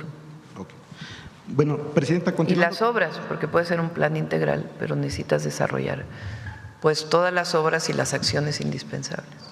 Okay. Presidenta, continuando con el tema de hídrico, usted ha sido una gran impulsora de los proyectos hidráulicos en el país. En el caso de Guanajuato, donde durante 2 décadas se habían postergado obras fundamentales, hoy vemos que por fin se hace en realidad el corredor bajío con la participación de la Secretaría de la Defensa Nacional en su construcción. Sin embargo, hay voces que se manifiestan en contra de una obra promovida por su propio gobierno. En ese sentido, ¿habrá afectaciones para los agricultores del Estado y se garantiza que el excedente de agua sea destinada a León? Es un ducto que se está haciendo. El Estado de Jalisco plantea que se le va a quitar agua, cosa que no es así. Ese es, digamos, el debate que hay y que va a llevar agua a la ciudad de León. Entonces no tiene que ver con quitarle agua a nadie, sino sencillamente aprovecharla de mejor manera para poder llevar agua a esta ciudad que ha crecido de manera importante. Okay. Presidenta, ya por último, una investigación de Revolución 3.0 documentó que el ex fiscal de Aguascalientes, Jesús Figueroa Ortega, habría encabezado una red de corrupción y lavado de dinero junto con su sobrino Aarón Elías Cruz Figueroa, quien fungía como prestanombres y operador financiero del ex fiscal. Según los documentos, entre 2019 y 2025, ambos movieron más de 478 millones de pesos mediante empresas fachada y con la participación de subalternos del entonces fiscal. Jesús Figueroa Ortega ya fue denunciado ante la Fiscalía General de la República, específicamente ante la Fiscalía Especializada en Materia de Delincuencia Organizada. La denuncia menciona presuntos vínculos del ex fiscal con el cártel de Sinaloa y el cártel Jalisco Nueva Generación, así como el uso de la notaría número 72 del estado de Aguascalientes, de la cual Jesús Figueroa es titular, para escriturar propiedades presuntamente a nombre de integrantes del crimen organizado. Por cierto, cabe mencionar que la notaría pública número 72 habría sido otorgada por el exgobernador panista Martín Orozco Sandoval al propio Figueroa tras dejar el cargo. Presidenta, mi pregunta en concreta es la siguiente. ¿El gobierno federal tiene conocimiento del avance de esta denuncia contra el ex fiscal de Aguascalientes, Jesús Figueroa Ortega, y si la FGR ya abrió una carpeta formal de investigación en su contra? Pues hay que preguntarle a la Fiscalía. Ok, y por último, ¿se contempla alguna revisión al uso de notarías y fiscalías estatales que podrían estar siendo utilizadas como estructuras de lavado de dinero en los estados, como el caso documentado de Aguascalientes? Lo de las notarías lo comentamos y se va sobre todo a revisar. Y los casos que hay documentados de falsedades o corrupción, sí lo estamos revisando, lo está viendo Ernestina Godoy. Pero en casos específicos como este, pues que actúen las fiscalías o la Fiscalía General de la República. Muchas gracias, presidente. Sí. Está la carta de Raquel, que te la envíe para que, donde aclara. A ver, vamos a ver el compañero. Fortuna ha preguntado mucho ya. Y acá también Sonora ya ha preguntado mucho. Acá Sonora también ya ha preguntado. Digo que está sobre representado. Buenos días, presidenta. Rodrigo Muñoz, de NX Noticias. Preguntarle, tras el paso del huracán Melissa, no sé si su gobierno la ha informado o han estado pendientes por si habría algún connacional dentro de las víctimas o afectaciones, por un lado, y saber si en algún momento se contemplaría brindarle algún tipo de apoyo a las islas que fueron impactadas por este huracán. Sí, claro que sí, México siempre es solidario. Ayer el canciller estaba en ese tema, a ver si nos puede mandar una nota, me lo presentó. Ok. Por otro lado, comentar también dentro de esta misma ley de ingresos para el 2026, asimismo, como lo mencionaba mi compañero, además de los estímulos o de la extensión para las personas que participan en el Mundial, habrá un estímulo fiscal para los contribuyentes que se dediquen exclusivamente a actividades agropecuarias y silvícolas. Esto de alguna forma también serviría como un colchón, un apoyo para los productores del país, así como en concordancia con el acuerdo con el que se llegó recientemente el secretario de Agricultura. Son dos temas distintos. El tema del Mundial tiene que ver con un contrato que se firmó en el periodo de Peña Nieto, que no son condicionantes, pero las características o las peticiones o los acuerdos que se tomaron para la realización del Mundial quedaron establecidos y nosotros pues tenemos que seguirlos porque es un contrato que se estableció en aquella época. Y en el caso de los agricultores, nosotros hemos planteado siempre que el mayor apoyo tiene que ser al que menos tiene. En este momento a quien más se apoya en el campo es a los pequeños propietarios, muchos de ellos ejidatarios, comuneros o pequeños agricultores que tienen producción para el bienestar y fertilizantes gratuitos y por supuesto el programa Sembrando Vida, que es un programa también de bienestar y ambiental. en particular para el momento actual, en donde el precio de los granos ha caído mucho internacionalmente por una producción mayor, entre otras razones, por mejores condiciones meteorológicas, no solo en México, más lluvias, sino en otros lugares del mundo. Hay mesas de trabajo para hablar con los agricultores. Es distinto el agricultor que tiene más de 100 hectáreas, incluso tiene seguros, que el pequeño productor, que tiene 2 hectáreas, que tiene 1 hectárea. Entonces, son distintos los apoyos que se están dando. Ahora, por ejemplo, el acuerdo que se tomó es con una producción máxima, independientemente de la cantidad de hectáreas que tenga. A todo agricultor se le da hasta 20 hectáreas, hasta 20, o sea que incluye a los medianos productores, pero no a los grandes. Entonces, a los pequeños y medianos, y con un apoyo máximo de cierto número de toneladas, con el precio.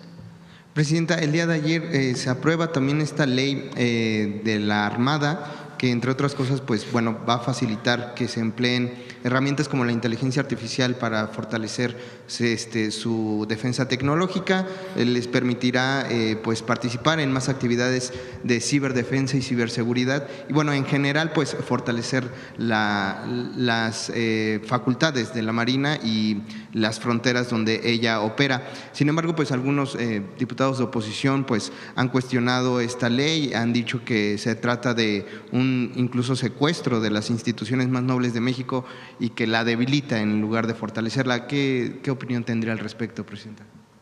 Es que ya no saben ni qué inventar, la verdad.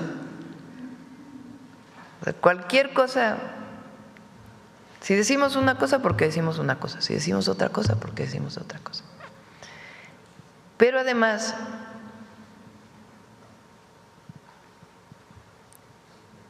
hay mucha hipocresía.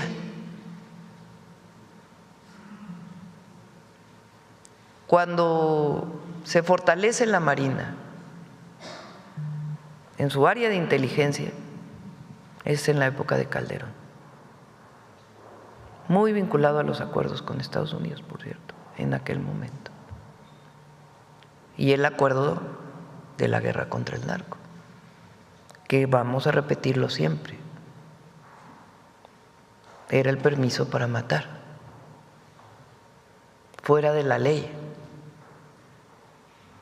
absolutamente fuera de la ley, tanto del uso de las Fuerzas Armadas fuera de la ley, como el permiso para matar sin un juicio. Eso en México no puede ser. Pero se llenan la boca del Estado de Derecho. Entonces, esta crítica que se hace al fortalecimiento de la Armada de México, Marina Armada de México, pues es indispensable. Pues hay nuevas tecnologías, pues obviamente las leyes tienen que adecuarse a las nuevas tecnologías para que pueda cumplir con sus funciones que le mandata el pueblo de México y la Constitución. Pero todos estos argumentos que ahora se dan, pues no tienen ningún fundamento, pero además, repito, es de mucha hipocresía, porque antes hicieron muchas cosas fuera de la ley, el espionaje a opositores,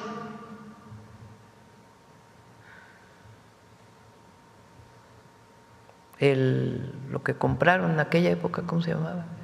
El Pegasus famoso, para espiar opositores. De eso no hablan, ¿verdad? O de García Luna, que ya se les olvidó.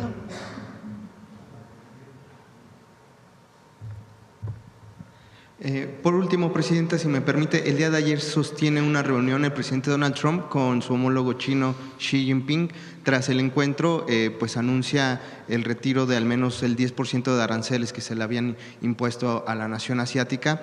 Y también un poco más tarde el presidente ordena o autoriza que se reinicien las pruebas en armas nucleares dentro de Estados Unidos. Preguntarle dos aspectos rápidos, su opinión respecto a esta decisión de hacer pruebas de armas nucleares y pues preguntarle también si en alguna de estas últimas llamadas que ha sostenido con su homólogo estadounidense no se ha puesto sobre la mesa, pues ahora sí, un encuentro ya cara a cara en persona con el republicano, presidente. Bueno, primero nos da gusto que se haya llegado a un acuerdo con China, siempre hay que celebrar los acuerdos. Yo creo que ayuda a todo el mundo, no solamente a Estados Unidos y a China. Segundo, le fue muy bien a Marcelo allá en la PEC, en sus reuniones, particularmente en la reunión con el embajador Greer, que es con quien se están revisando los famosos 54 medidas no arancelarias. Ya estamos a punto de terminar esa revisión y poder pues seguir avanzando en lo que a nosotros nos preocupa, que son los aranceles al acero y a los vehículos, y pues el inicio en otra circunstancia pues de la revisión del tratado. Entonces vamos muy bien ahí. México siempre ha sido pacifista y va a ser pacifista, siempre.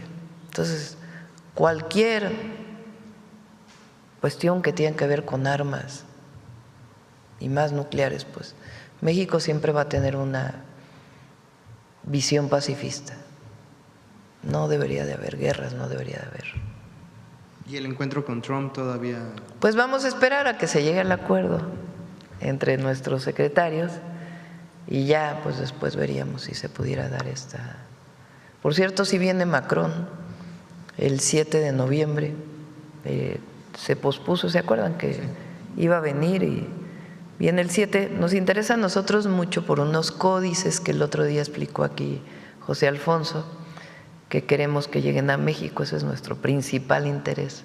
Bueno, obviamente viene con empresarios y a tener un encuentro también con empresarios mexicanos, pero nuestro interés mayor pues es la repatriación de estos códices, que son muy importantes para México. ¿Y habrá una conferencia conjunta?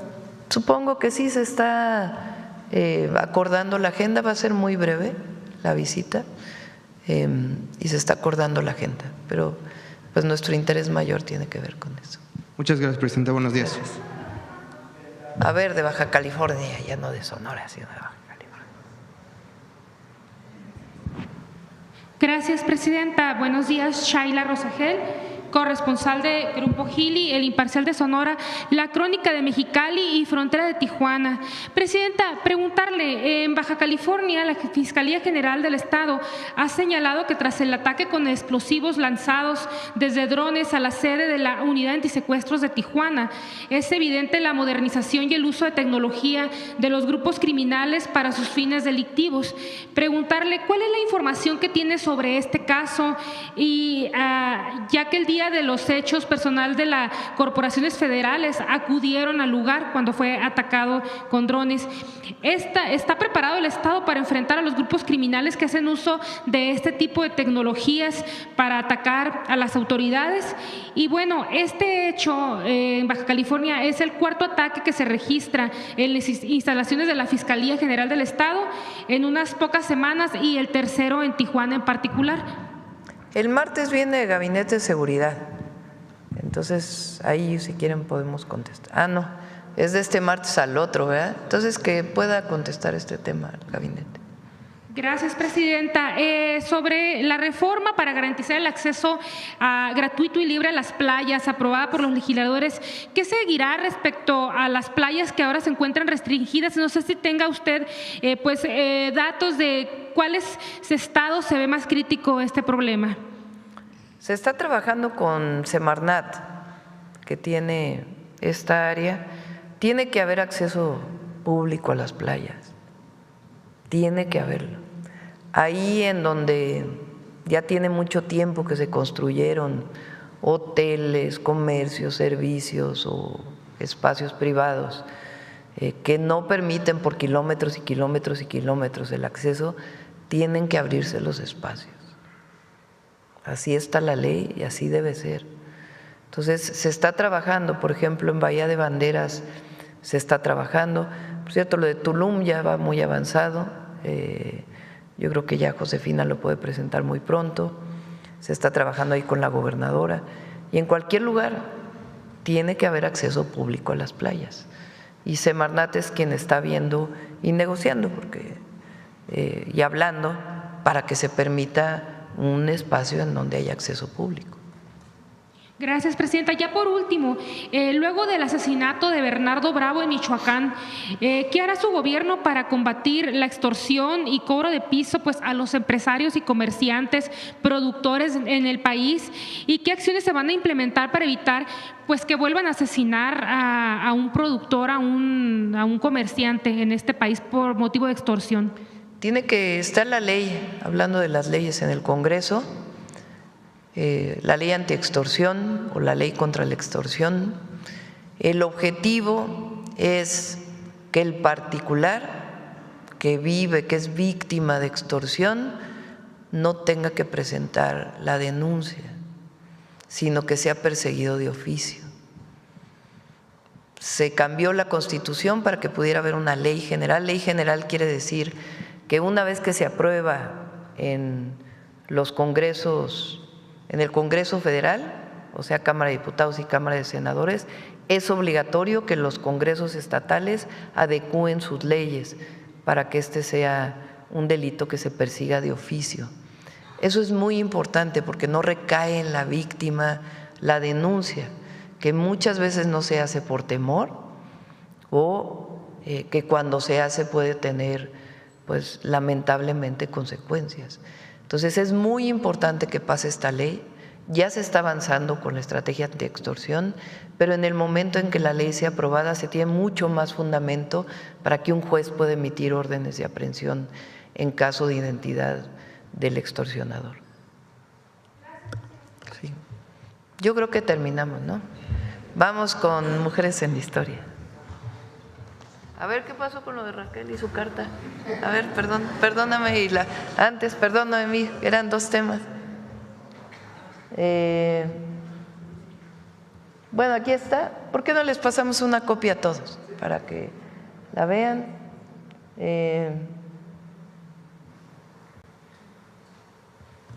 Dice, a partir de la administración del presidente López Obrador se hizo obligatorio la publicación de toda la información referente al patrimonio del servidor público a partir del 1 de enero del 20. Aun cuando se podían no hacer públicos, se hicieron públicos. En mi declaración inicial presentada el 29 de enero del 19, en el apartado de bienes inmuebles, se aprecia con la etiqueta sin cambio la declaración de un inmueble adquirido en 2011 por un monto de 4 millones de pesos. En fin, les vamos a dar toda la información. A ver si Raquel lo puede hacer público de otra manera o viene aquí a la mañanera y lo puede explicar para que no haya ninguna duda. Bueno, y el de pobreza, a ver si lo tiene. Bueno, ahí está. Pero es el ingreso corriente trimestral y no viene reducción de la pobreza por estado. Bueno, ahí está Guerrero, Oaxaca, Veracruz. El azul oscuro es 2024 y el azul, pues ¿qué será? Rey, el azul turquesa es el 2022. Ahí se puede ver cómo Chiapas es el único estado que no presentó un ingreso corriente mayor, que es parte de lo que estamos trabajando con el gobernador y de los polos de bienestar en Tapachula y algunas otras acciones que estamos haciendo con alimentación para el bienestar, para que haya precio justo para el café y otros productos del estado de Chiapas. ¿Y el de pobreza está ahí o no lo tienes? Bueno, si no ¿sí está?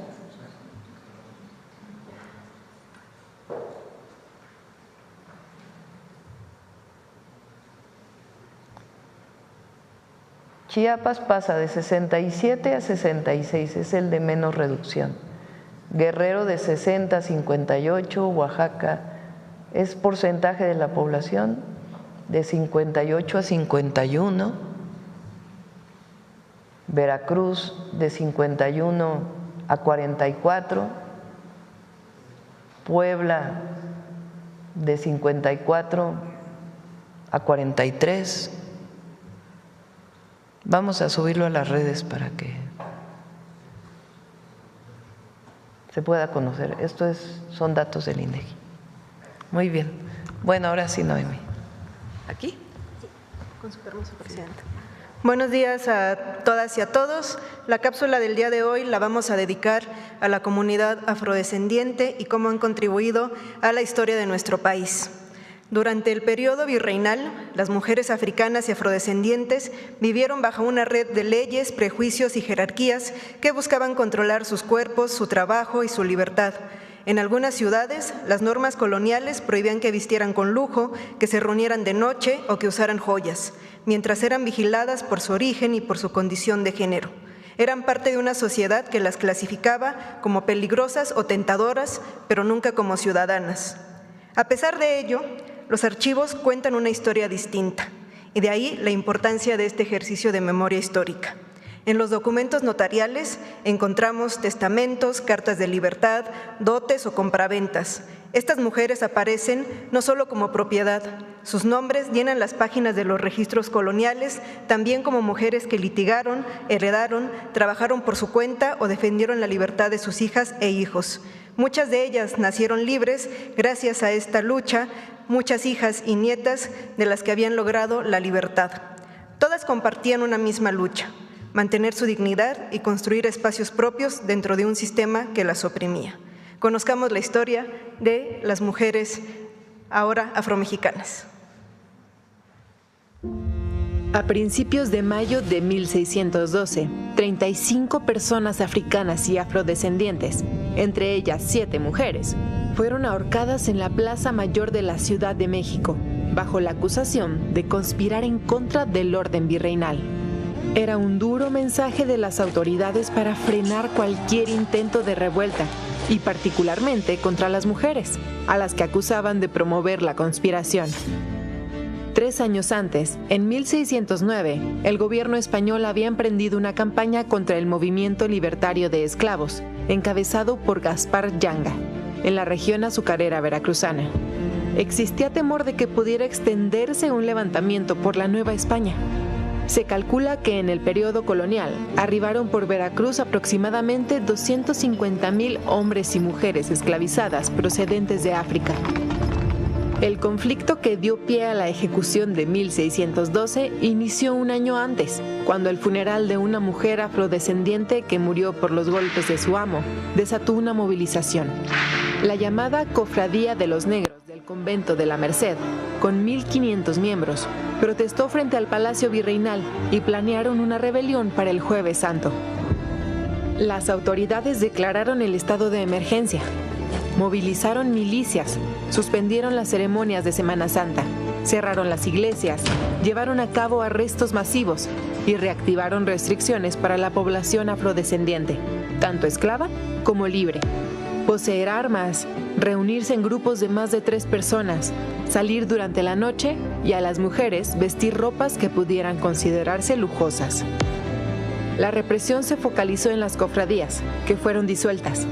Bajo la apariencia de asociaciones religiosas católicas, en ellas las mujeres jugaron un papel crucial en la preservación de la memoria y las costumbres ancestrales, como la medicina tradicional y los usos funerarios con cantos y bailes, considerados prácticas bárbaras e idolátricas por el gobierno virreinal. Tras la ejecución masiva de 1612, siguiendo sus tradiciones y desafiando a las autoridades, un grupo numeroso de mujeres afrodescendientes se apresuró a amortajar con delicadeza los cuerpos de las y los condenados. Dignificar la muerte, llorarla y honrar la memoria de los suyos, se convirtió así en un acto de resistencia colectiva y de unidad ante la tragedia. Ni la más feroz de las represiones pudo arrancar la semilla que la cultura africana había sembrado ya en la sociedad novohispana, un legado vigente hasta nuestros días.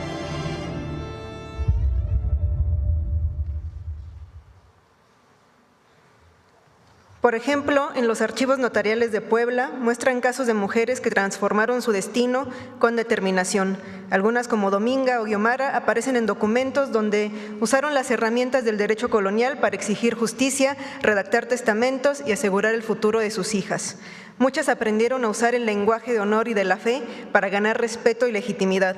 Así lo hizo Teresa López, una mujer libre de Jalapa, que usó su matrimonio con un español como estrategia legal para defender su herencia. O María Magdalena, quien en 1749 buscó la libertad y herencia de su hija, demostrando un dominio de las leyes coloniales. Sin duda, también llamada Tercera Raíz, es una de las comunidades más importantes y trascendentes en la historia de nuestro México. Muchas gracias.